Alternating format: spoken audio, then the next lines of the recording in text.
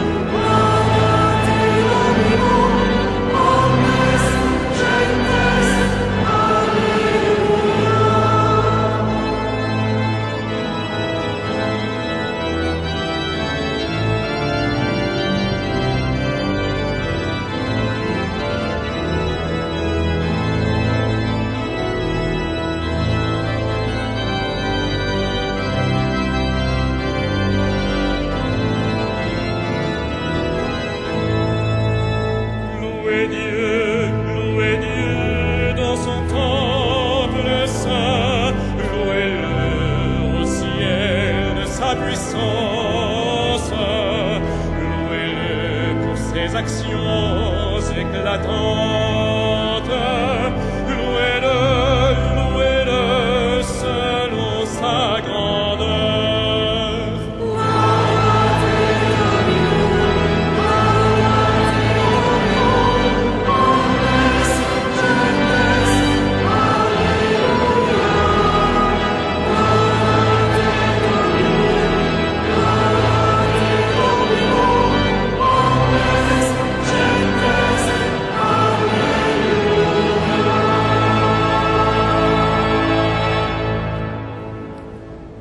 Au nom du Père et du Fils et du Saint-Esprit, la paix soit avec vous. Frères et sœurs, Dieu nous rassemble en ce jour du Seigneur, le jour de la résurrection, pour que nous présentions notre louange, la louange de chacun d'entre nous, la louange de l'Église, et à travers cette louange de l'Église, la louange de tous les peuples et de l'univers entier. À travers notre prière, nous présentons à Dieu le monde qu'il a lancé dans l'existence et dans l'histoire, et nous annonçons l'espérance du retour de ce monde à l'amour de Dieu. Préparons-nous à célébrer l'Eucharistie en reconnaissant que nous sommes pécheurs.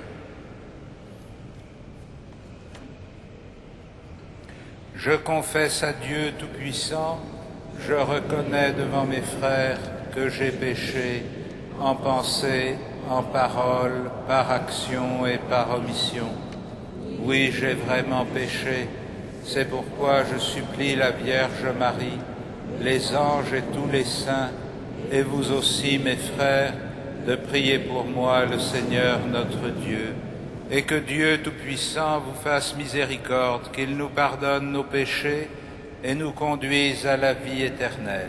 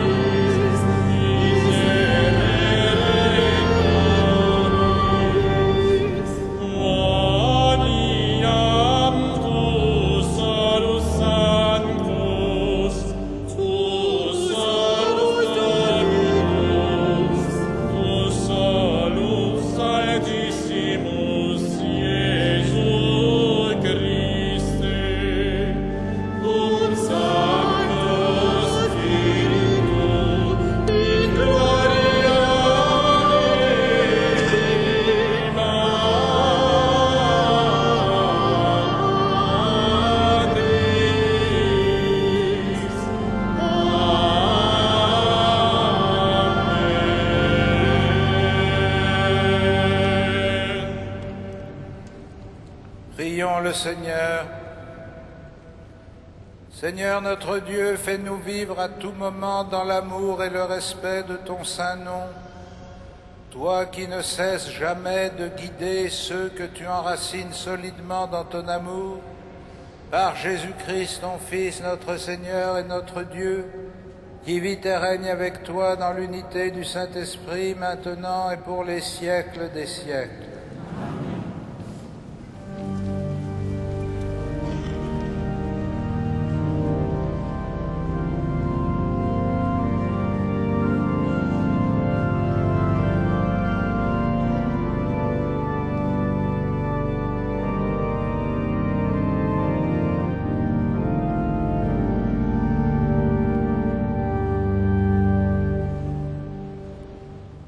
Lecture du livre de Job. Du milieu de la tempête, le Seigneur dit à Job: « Qui donc a retenu la mer avec des portes, quand elle jaillit du sein de l'abîme? Quand je fis de la nuée son vêtement, et l'enveloppai de nuages pour lui servir de lange. Quand je lui imposai des limites, et que je disposai les portes et leurs verrous, je lui dis: tu viendras jusqu'ici, tu n'iras pas plus loin, ici s'arrêtera l'orgueil de tes flots. » Parole du Seigneur.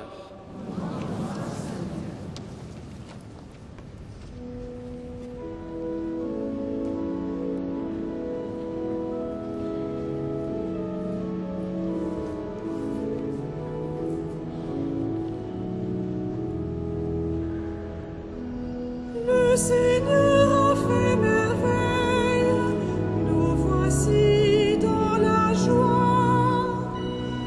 Le Seigneur a fait merveille, nous voici dans la joie. Qu'ils rendent grâce au Seigneur de son amour, qu'ils offrent des sacrifices de louange. Ceux qui ont vu les œuvres du Seigneur et ses merveilles parmi les océans. Le Seigneur a fait merveille, nous voici dans la joie. Il parle et provoque la tempête, un vent qui soulève les vagues, portés jusqu'au ciel, retombant aux abîmes, ils étaient malades à rendre l'âme. Le Seigneur a fait merveille, nous voici dans la joie. Dans leur angoisse, ils ont crié vers le Seigneur, et lui les a tirés de la détresse, réduisant la tempête au silence, faisant taire les vagues. Le Seigneur a fait merveille, nous voici dans la joie. Ils se réjouissent de les voir s'apaiser, d'être conduits au port qu'ils désiraient, qu'ils rendent grâce au Seigneur de son amour, de ses merveilles pour les hommes.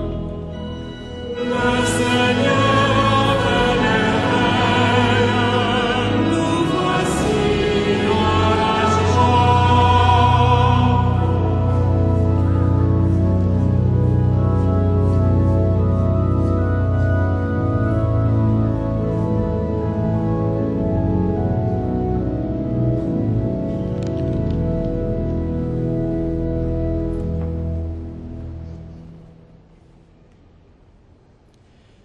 Lecture de la seconde lettre de Saint Paul, apôtre aux Corinthiens.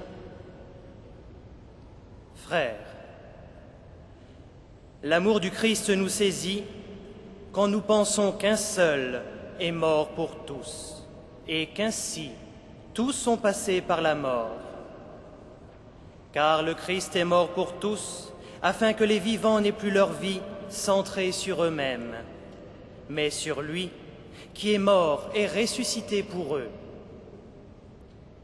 Désormais, nous ne connaissons plus personne à la manière humaine. Si nous avons compris le Christ à la manière humaine, maintenant nous ne le comprenons plus ainsi. Si donc, quelqu'un est en Jésus-Christ, il est une créature nouvelle. Le monde ancien s'en est allé, un monde nouveau est déjà né. Parole du Seigneur.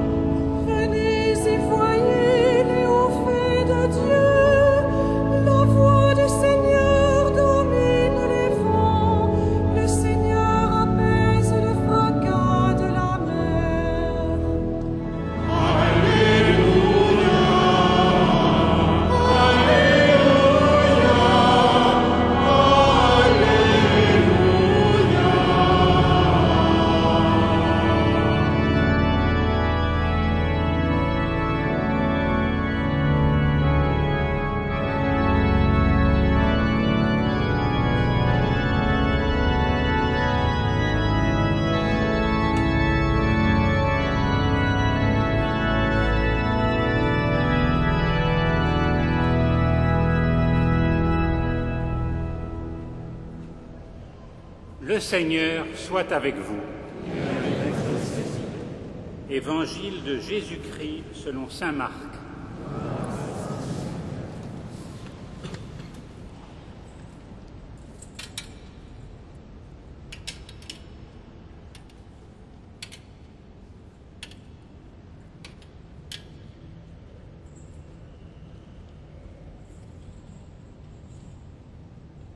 Toute la journée, Jésus avait parlé à la foule en paraboles. Le soir venu, il dit à ses disciples « Passons sur l'autre rive ». Quittant la foule, ils emmènent Jésus dans la barque comme il était, et d'autres barques le suivaient. Survient alors une violente tempête. Les vagues se jetaient sur la barque, si bien que déjà elle se remplissait d'eau. Lui dormait sur le coussin à l'arrière. Ses compagnons le réveillent et lui crient « Maître, nous sommes perdus, cela ne te fait rien ?» Réveillé, il interpelle le vent avec vivacité et dit à la mer « Silence, tais-toi !» Le vent tomba et il se fit un grand calme. Jésus leur dit « Pourquoi avoir peur? Comment se fait-il que vous n'ayez pas la foi ?»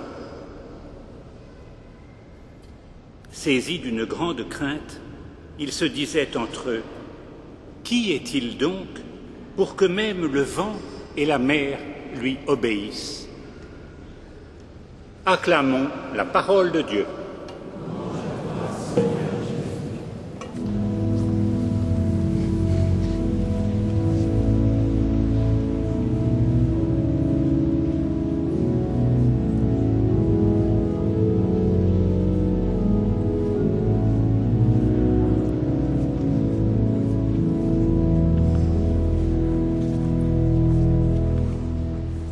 Frères et sœurs, avec ce dimanche, nous reprenons la lecture continue de l'Évangile de saint Marc, que nous poursuivrons jusqu'au terme de l'année liturgique. Le passage que nous avons entendu aujourd'hui, dans le chapitre 4e, inaugure une nouvelle section de cet évangile. Comme vous l'avez entendu au début de la lecture, Jésus avait parlé à la foule en parabole toute la journée. Et cette phrase clôt un cycle d'enseignement du Christ qui a été dominé par la parabole du semeur. Et au cours de ce cycle d'enseignement, Jésus a commencé à prendre à part ses disciples pour leur expliquer le sens des paraboles.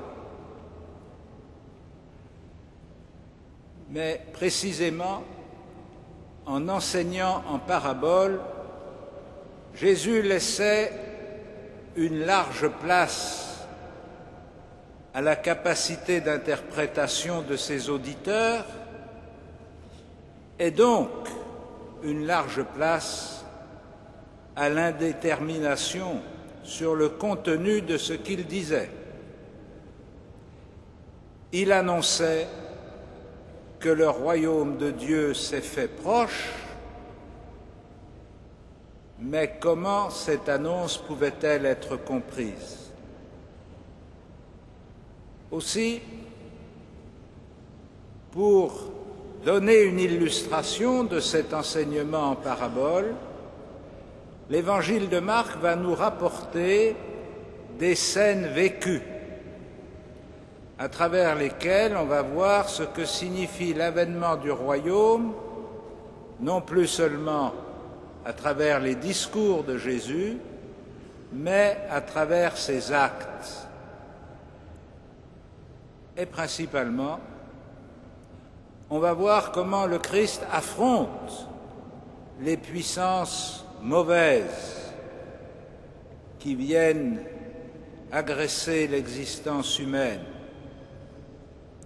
que ce soit la mort, dans le cas de la fille de Jaïr, que ce soit des esprits mauvais, ou que ce soit les éléments naturels, comme nous le voyons ici dans ce récit de la tempête. Ce récit qui concerne, encore une fois, plus étroitement le cercle des disciples, puisqu'ils sont seuls sur la barque avec lui, même si l'Évangile nous dit que d'autres barques les ont suivis, qui vont être aussi témoins de l'événement, mais qui n'en entendront pas le dialogue. Cette barque qui rassemble les disciples et Jésus tel qu'il était, comme nous dit l'Évangile, est prise dans la tempête, et la tempête est si forte, comme il arrive quelquefois sur le lac de Génézareth, pour des barques qui étaient des bâtiments assez modestes. Cette tempête met en péril et la barque et ses occupants et provoque la panique des apôtres. Panique qui s'accroît de ce qu'ils voient Jésus dormir à l'arrière, comme si de rien n'était. Alors il l'appelle, il le secoue, « Nous allons périr et ça ne te fait rien ». Et voici comment se manifeste la puissance du Christ dans une circonstance de péril évident par sa parole, et une parole lapidaire. Silence, tais-toi. Par cette parole, il calme les éléments et le vent tombe. Voici déjà une indication sur la manière dont le Christ agit pour le salut de l'homme. Sa parole arrête le danger. Sa parole domine les éléments et protège ceux qui se sont mis avec lui. Mais il y a une discussion qui suit. ou plus exactement, il y a deux questions qui vont découler de cet événement. La première question, qui va être comme un fil conducteur de l'évangile de saint Marc, est la question finale que nous rapporte l'évangéliste.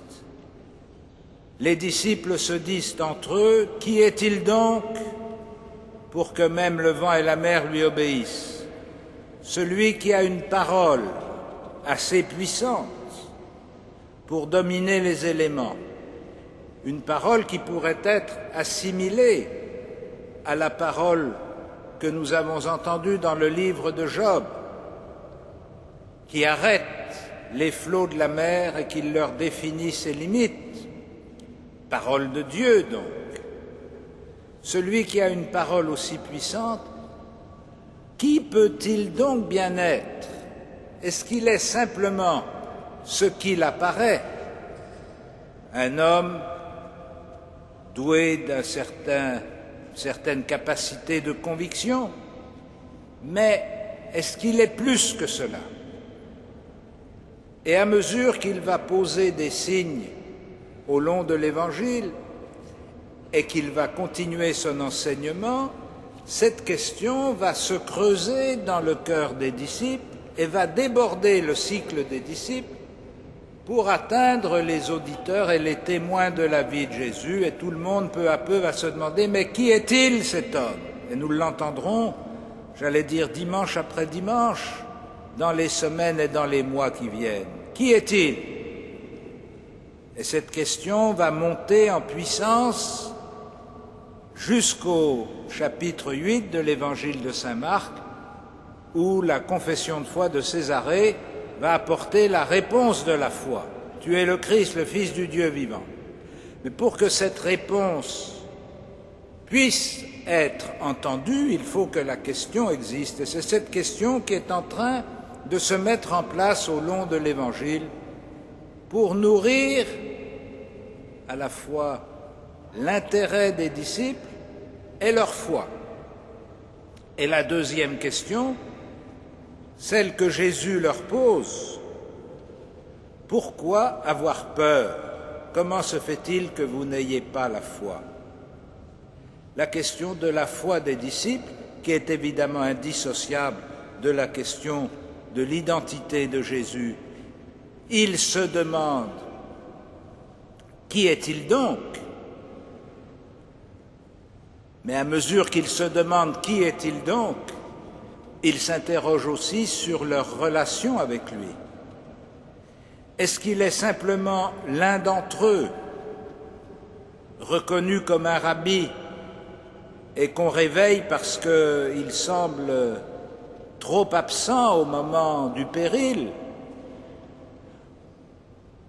Est-ce que leur foi va découvrir peu à peu une nouvelle manière de connaître le Christ, comme saint Paul nous le dit dans l'Épître aux Corinthiens? Si nous avons connu le Christ à la manière humaine, comme l'un d'entre nous, comme ce rabbi qui dort sur le coussin et qu'il faut réveiller, maintenant nous ne le connaissons plus à la manière humaine, nous le connaissons selon l'Esprit, car nous ne connaissons plus personne de manière humaine. Maintenant, nous le comprenons selon la foi. Et cette compréhension selon la foi nous fait découvrir que la présence et l'action puissante du Christ dans la vie des disciples, dans la vie de l'Église, dans la vie du monde et dans notre vie n'est pas proportionnelle à l'agitation qu'il pourrait prendre. Ça n'est pas parce qu'il fait semblant d'être absent, parce qu'il semble absent, parce qu'il dort, qu'il a abandonné l'humanité. Ça n'est pas parce que nous ne percevons pas les signes évidents de sa présence et de son action qu'il n'est pas là. Et de même que l'évangile de Jean nous dira à la fin dans l'apparition du ressuscité à Thomas, « Thomas, tu as cru parce que tu m'as vu, heureux ceux qui croiront sans m'avoir vu ».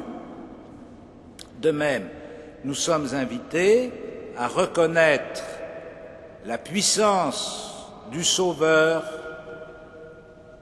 derrière les signes de sa présence. Et donc, c'est en même temps une pédagogie de la foi qui nous est proposée par l'évangile de saint Marc. Comment les disciples vont-ils grandir dans la connaissance authentique, non pas simplement à la manière humaine, mais la connaissance réelle de celui qui est au milieu d'eux, et comment cette croissance dans la connaissance du Christ va développer chez eux une capacité à assumer les événements de l'histoire autrement que dans le registre de la peur ou du soupçon. Oui, chacune et chacun d'entre nous, chaque génération de l'humanité est confrontée aux dangers naturels, des cataclysmes, dangers des accidents. Chacune et chacun d'entre nous et chaque génération humaine est confrontée au drame de l'histoire, des guerres, de la violence. Et ultimement, chacun est confronté à la mort.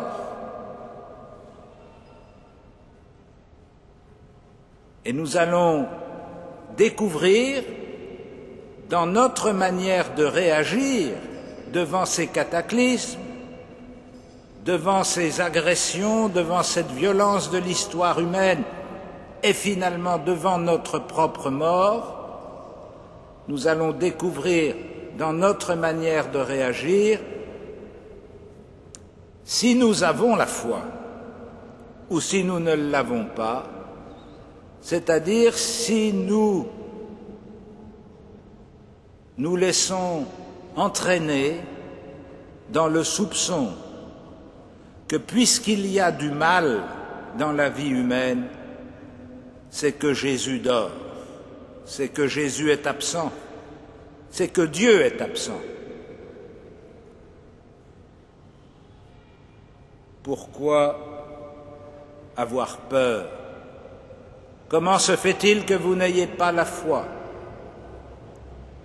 Dans une période où la vie collective du monde engendre si facilement l'anxiété et la crainte, peut-être que le témoignage que nous avons à rendre en raison de notre foi à la vie et à la puissance du Christ, c'est notre sérénité devant les événements.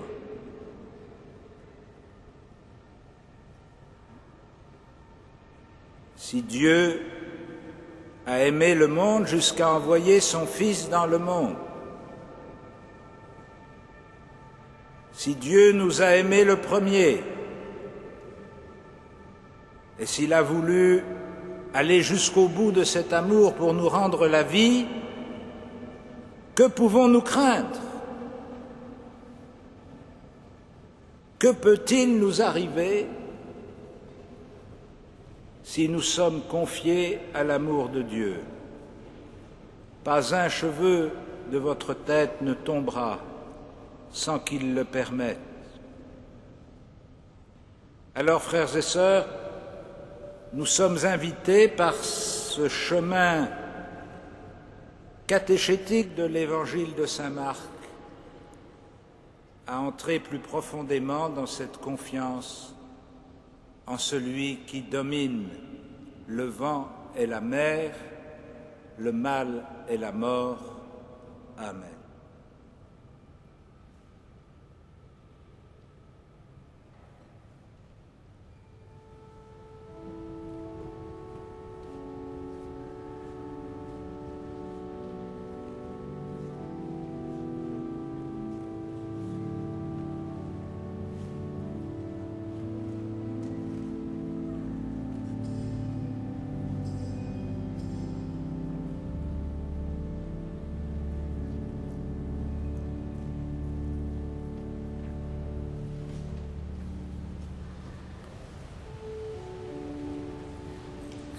credo in unum Deum, Patrem omnipotente, factorem celi et terrae, visibilium omnium et invisibilium. Et in unum Dominum Iesum Christum, Filium Dei unicenitum,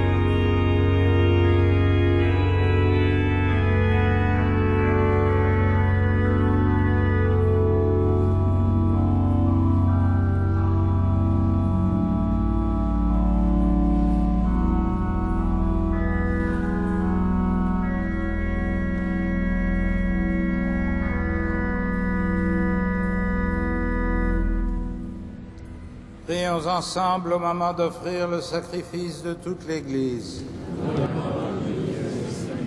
Seigneur, accepte le sacrifice de louange et de pardon, afin que nos cœurs purifiés par sa puissance t'offrent un amour qui réponde à ton amour, par Jésus le Christ, notre Seigneur.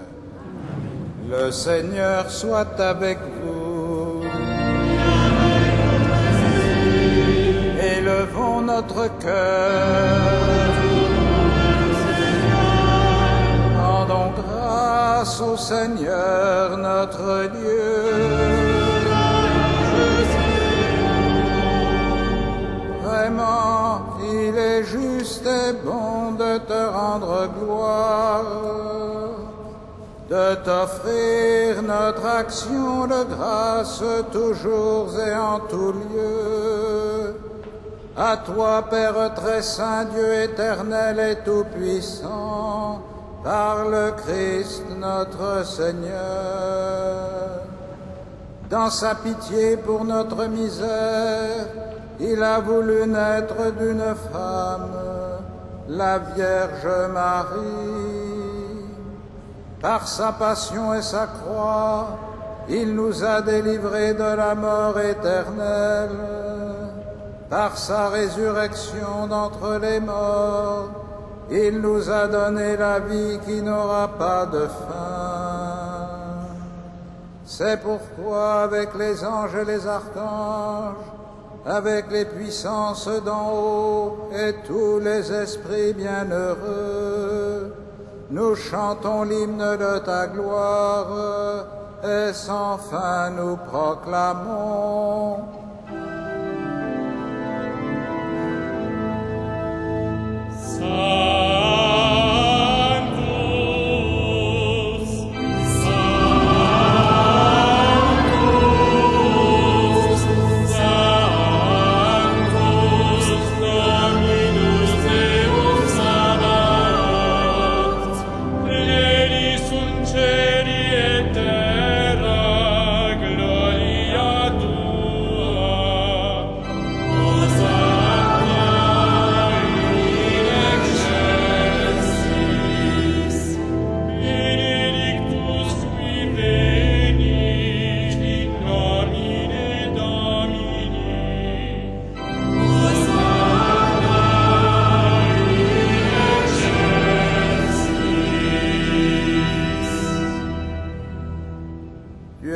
Saint Dieu de l'univers, et toute la création proclame ta louange, car c'est toi qui donnes la vie, c'est toi qui sanctifies toutes choses, par ton Fils Jésus-Christ notre Seigneur, avec la puissance de l'Esprit Saint. Et tu ne cesses de rassembler ton peuple, afin qu'il te présente partout dans le monde une offrande pure. C'est pourquoi nous voici rassemblés devant toi, et dans la communion de toute l'Église, en ce premier jour de la semaine, nous célébrons le jour où le Christ est ressuscité d'entre les morts. Par lui que tu as appelé à ta droite, Dieu Tout-Puissant, nous te supplions de consacrer toi-même les offrandes que nous apportons. Sanctifie-les par ton Esprit, pour qu'elles deviennent le corps et le sang de ton Fils, Jésus-Christ notre Seigneur, qui nous a dit de célébrer ce mystère. La nuit même où il fut livré, il prit le pain, en te rendant grâce, il le bénit, il le rompit et le donna à ses disciples en disant : « Prenez et mangez-en tous, ceci est mon corps livré pour vous. »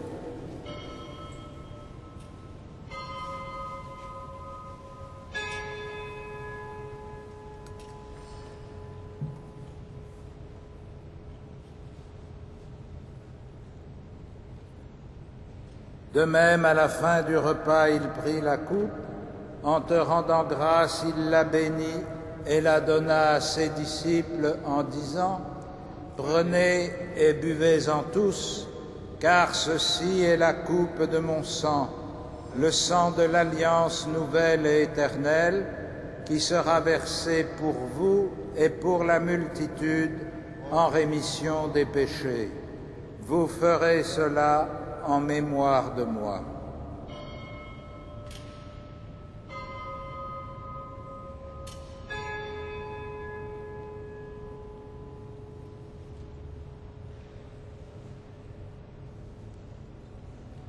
Il est grand le mystère de la foi.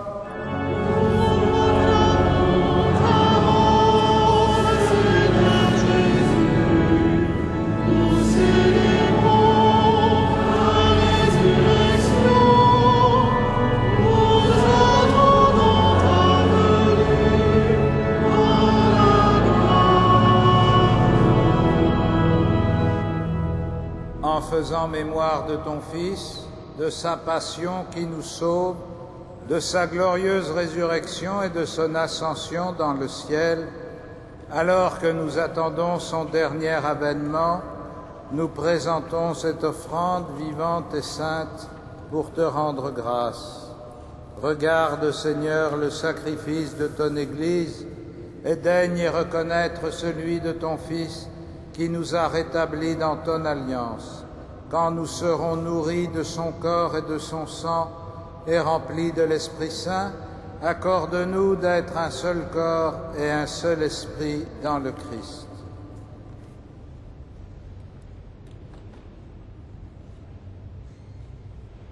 Que l'Esprit Saint fasse de nous une éternelle offrande à ta gloire, pour que nous obtenions un jour les biens du monde à venir, auprès de la Vierge Marie, la bienheureuse Mère de Dieu, avec les apôtres, les martyrs et tous les saints qui ne cessent d'intercéder pour nous.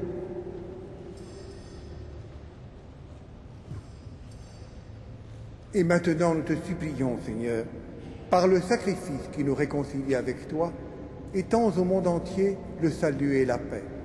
Affermis la foi et la charité de ton Église au long de son chemin sur la terre. Veille sur ton serviteur, le pape Benoît XVI, notre archevêque André et ses auxiliaires, l'ensemble des évêques, les prêtres, les diacres et tout le peuple des rachetés. Écoute les prières de ta famille assemblée devant toi et ramène à toi, Père très aimant, tous tes enfants dispersés.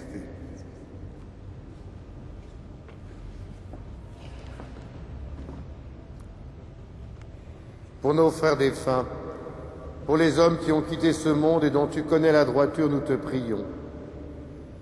Reçois-les dans ton royaume où nous espérons être comblés de ta gloire, tous ensemble et pour l'éternité, par le Christ notre Seigneur, par qui tu donnes au monde toute grâce et tout bien. Par lui, avec lui et en lui.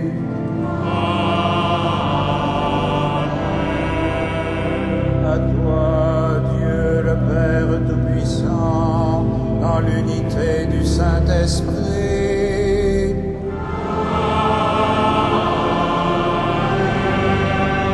Tout honneur et toute gloire pour les siècles des siècles.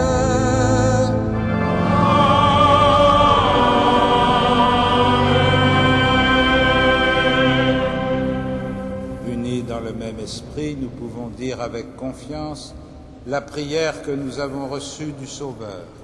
Notre Père, qui es aux cieux, que ton nom soit sanctifié, que ton règne vienne, que ta volonté soit faite sur la terre comme au ciel. Donne-nous aujourd'hui notre pain de ce jour. Pardonne-nous nos offenses, comme nous pardonnons aussi à ceux qui nous ont offensés. Et ne nous soumets pas à la tentation, mais délivre-nous du mal. Délivre-nous de tout mal, Seigneur, et donne la paix à notre temps. Par ta miséricorde, rends-nous libres du péché, rends-nous forts devant les épreuves en cette vie, où nous espérons le bonheur que tu promets et l'avènement de Jésus-Christ, notre Sauveur.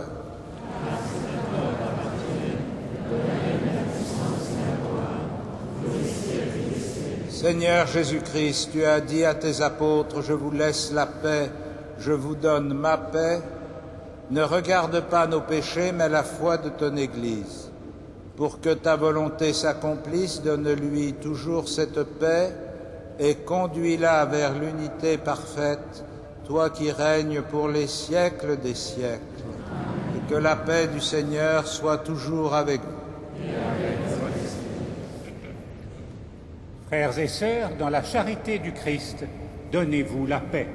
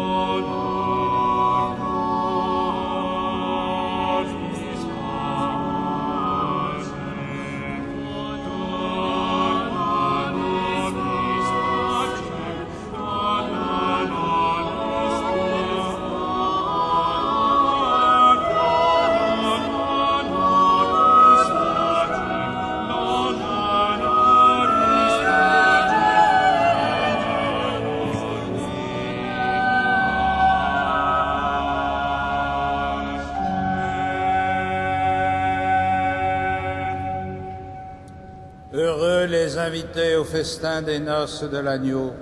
Voici l'agneau de Dieu qui enlève le péché du monde. Seigneur, je ne suis pas digne de te recevoir, mais dis seulement une parole et je serai guéri.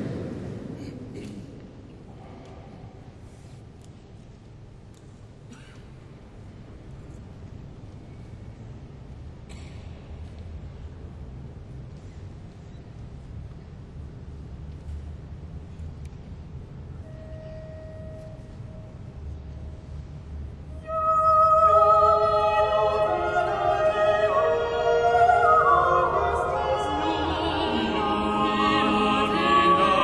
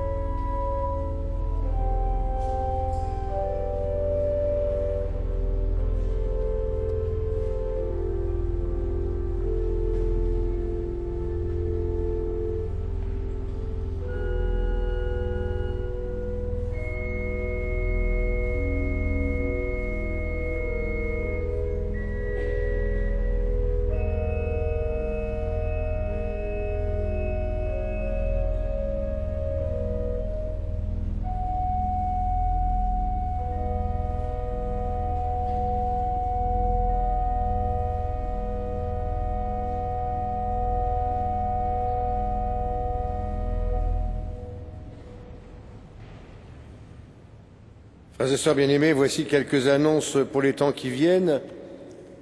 Jeudi prochain, 25 juin, après la messe de 18h15, vers 19h, sera donc l'adoration du Saint-Sacrement, la dernière avant la dispersion de l'été. Vendredi prochain, 26 juin, après les messes du jour, 8h, 9h, midi et 18h15, nous sommes invités par le cardinal à nous retrouver à la messe de 20h. L'archevêque célébrera la messe pour ouvrir une grande veillée de prière pour les vocations. Et donc à 20h cette messe, avec la présence des futurs ordinants et des prêtres qui concélébreront, vous êtes tous invités, et de 21h à 23h, cette grande veillée de prière ici même, suivie pour les 18-30 ans d'une marche de la cathédrale à Saint-Séverin pour une nuit de prière. Le lendemain, samedi 27 juin, ce sera donc un grand événement pour notre diocèse, l'ordination sacerdotale de 10 nouveaux prêtres en cette année universelle du sacerdoce, après l'année de Paris sur le prêtre.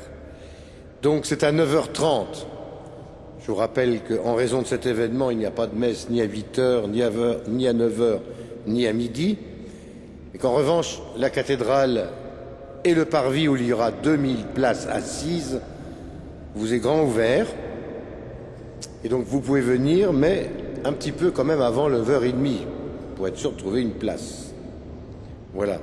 Et puis, sachez également que vous avez dans la feuille les horaires pour l'été à Notre-Dame de Paris.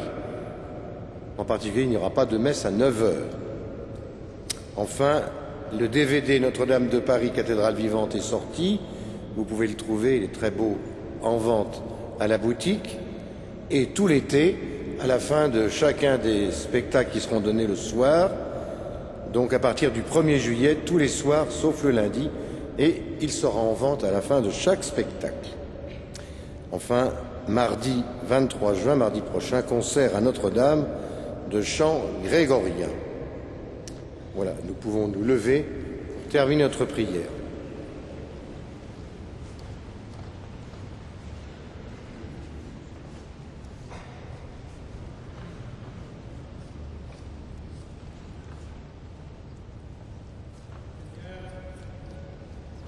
Seigneur, cette communion à tes mystères préfigure l'union des fidèles en toi. Fais qu'elle serve à l'unité dans ton Église par Jésus le Christ, notre Seigneur.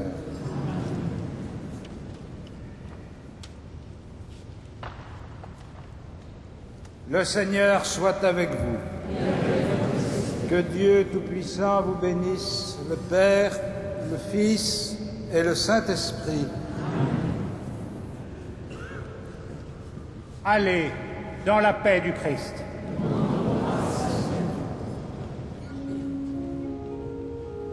Salve Regina,